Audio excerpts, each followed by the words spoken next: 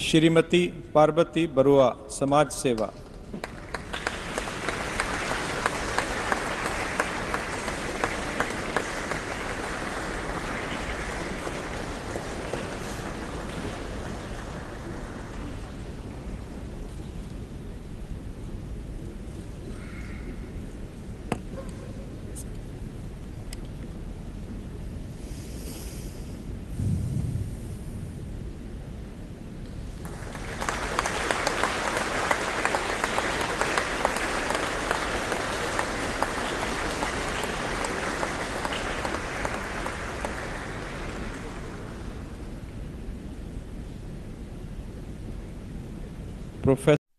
অসমৰ বাবে এটা অতি ভাল খবৰ। ইতিমধ্যে সকলোৱে গম পাইছে তেখেতৰ বিষয়ে।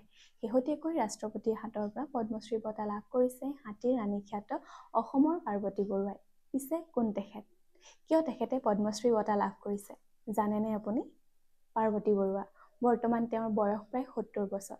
অসমৰ পাৰ্বতী বৰুৱা হৈছে দেশৰ প্ৰথমগৰাকী মহিলা মাউত। হস্তী চালকৰ এই প্ৰশিক্ষণ তেখেতে পিতৃ প্ৰকৃতি চন্দ্ৰ বৰুৱাৰ পৰা লাভ কৰিছিল। হাতীক নিজৰ বন্ধু, নিজৰ সন্তান, নিজৰ পৰিয়ালৰ দৰে ভাবে তেওঁ। পাৰ্বতী বৰুৱা অবিভক্ত গোৱালপাৰা জিলা আৰু বৰ্তমানৰ ধুবুৰী জিলাৰ গৌৰীপুৰৰ ৰাজ পৰিয়ালৰ জীয়ৰী। বিখ্যাত হস্তী বিশেষজ্ঞ প্ৰকৃতি চন্দ্ৰ বৰুৱাৰ জীয়ৰী আৰু গোৱালপৰীয়া লোকগীতৰ সাম্ৰাজ্ঞী প্ৰতিমা বৰুৱা পাণ্ডেৰ ভগ্নী।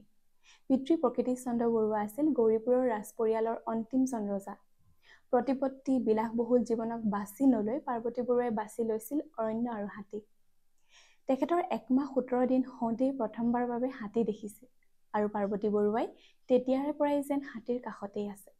কেৱল হাতী মাউতেই নহয়, এগৰাকী সুদক্ষ হাতী প্ৰশিক্ষকো তেখেত। সাহস থাকিলে সকলো কাম কৰিব পাৰে বুলি তেওঁ বিশ্বাস কৰে। বহুবাৰ ৰাজ্যৰ বিভিন্ন স্থানত সৃষ্টি হোৱা হাতী মানুহৰ সংঘাতৰ সময়ত অসমৰ বন বিভাগক বিভিন্ন ধৰণে সহযোগ কৰি আহিছে পাৰ্বতী বৰুৱাই। ভাৰতৰ বিভিন্ন স্থানত বনৰীয়া হাতীৰ প্ৰশিক্ষণ দিবলৈ তেওঁক আমন্ত্ৰণ কৰে। তেখেতৰ তত্ত্বাৱধানত বৰ্তমানলৈকে ৪০০তকৈও অধিক হাতীক প্ৰশিক্ষণ দিয়া হৈছে। পাৰ্বতী বৰুৱাই ইতিমধ্যে ৰাষ্ট্ৰসংঘৰ পৰিৱেশ সংৰক্ষণ কাৰ্যসূচীৰ তৰফৰ পৰা গ্ল'বেল 500 ৰুল সন্মান লাভ কৰিছিল। অসম চৰকাৰৰ পৰা লাভ কৰিছিল অসম গৌৰৱ বঁটা।